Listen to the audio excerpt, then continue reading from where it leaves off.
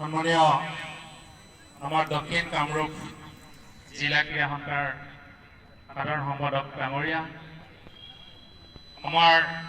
গৰৈমাৰী আৰক্ষী চকীৰ সন্মানীয় ভাৰপ্ৰাপ্ত বিষয়া নৱজিৎ ডেকা ডাঙৰীয়া, আমাৰ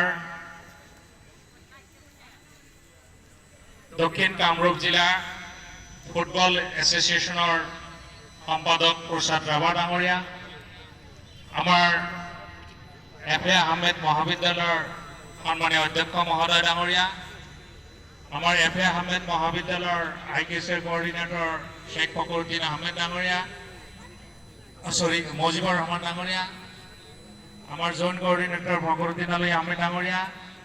আমাৰ ব্ৰহ্মপুত্ৰ বেলী একাডেমীৰ মেনেজিং ডাইৰেক্টৰ আতুৰ ৰহমান ডাঙৰীয়া, আমাৰ গৰৈমাৰী ক্ৰীড়া সন্থাৰ বিষয়ববীয়াসকল, আমাৰ খেল পৰিচালকৰ দায়িত্বত থকা সন্মানীয় আমাৰ ৰেফাৰীসকল, আমাৰ কামৰূপা FC আৰু জনজাতীয় স্পৰ্টিং ক্লাবৰ খেলুৱৈসকল, সন্মানীয় গৰৈমাৰী বাসী ৰাইজ, আমি প্ৰথমতেই গৰৈমাৰী আঞ্চলিক ক্ৰীড়া সন্থাৰ ফালৰ পৰা দুয়োখন টিমকে আমি শুভেচ্ছা জনাইছোঁ। আমাৰ যোৱাকালিৰ পৰা আমাৰ দক্ষিণ কামৰূপ ক্ৰীড়া সন্থাৰ অন্তৰ্গত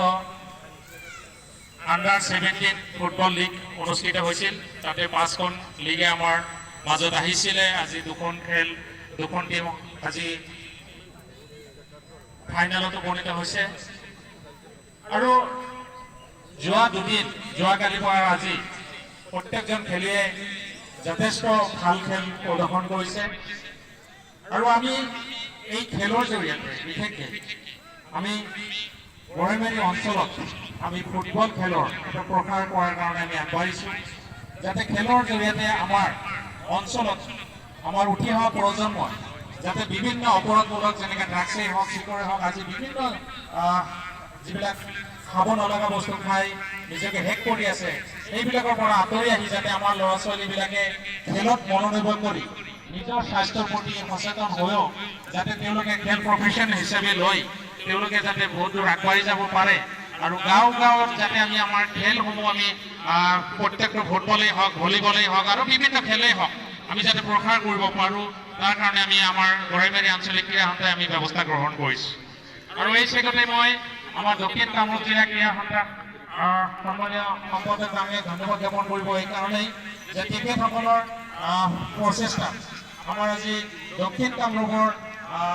বিভিন্ন দলসমূহ আহি আমাৰ এই গৰৈমাৰী অঞ্চলত তেওঁলোকৰ খেল প্ৰদৰ্শন কৰি আমাৰ ৰাইজৰ লগতেই আমাৰ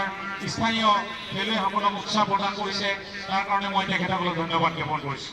লগতে গৰৈমাৰী অঞ্চলৰ সমূহ ৰাইজসকলকো ধন্যবাদ জ্ঞাপন কৰিছোঁ যে তেওঁলোকে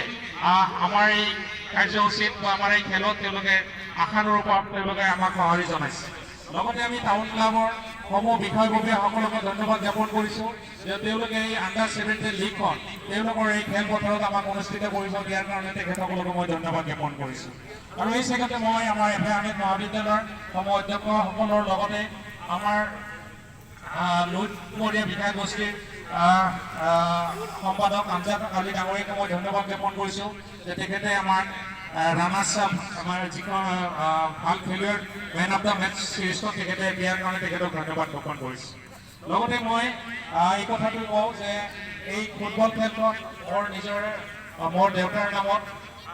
আমি এই সভাপতি হিচাপত আমি খেলখন অন্তৰ্ভুক্ত কৰিছিলোঁ আৰু তেখেতৰ মুন্নাফালীৰ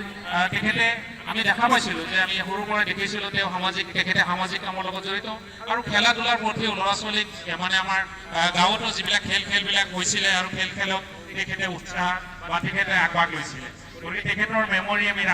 ধৰি ৰখাৰ কাৰণে তেখেতৰ নামত আমি মুন্নাফালী মেমৰিয়েল ট্ৰফি হিচাপে তেখেতে নামত আমি খেলখন উৎসৰ্গা কৰিছিলোঁ। আৰু এই চেগতে মই মোৰ দাদা আতুৰ ৰহমান ডাঙৰীয়াকো ধন্যবাদ জ্ঞাপন কৰিছোঁ যে তেখেতে এই খেলৰ যি বঁটাসমূহ তেখেতে আগবঢ়াইছে। আৰু শেষত আমাৰ স্থানীয় সাংবাদিক বন্ধুসকলক মই ধন্যবাদ জ্ঞাপন কৰিছোঁ যে দুদিনীয়াকৈ যি কাৰ্যসূচী তেওঁলোকে ওতঃপ্ৰোতভাৱে আমাৰ মাজত থাকি তেওঁলোকে এই খেলসমূহ প্ৰচাৰ কৰাৰ কাৰণে আগভাগ লৈছে। আৰু শেষত মই আমাৰ গড়াইমাৰী আক্ষীয় থানাৰ ভাৰপ্ৰাপ্ত বিষয়া আমি তেখেতক জানো যে তেখেতে বহুত ভাল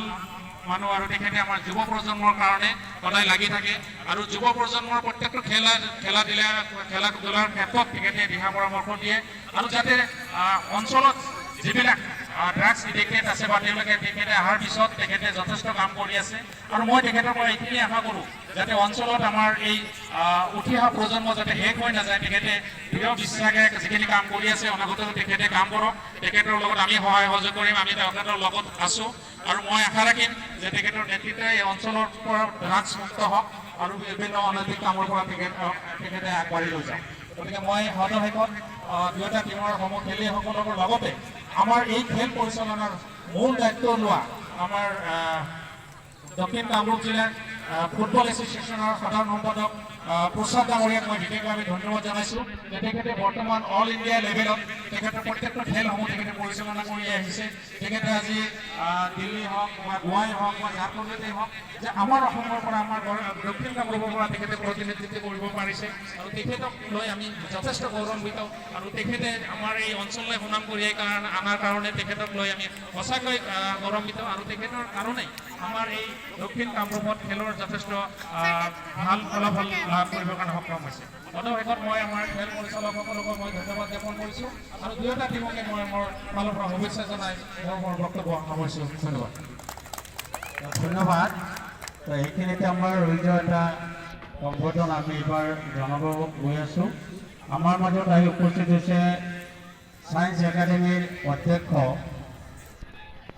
দোষ ৰহমান, তেখেতক এটি ফুলাম গামোচাৰে আমি সম্বৰ্ধনা জনাইছোঁ।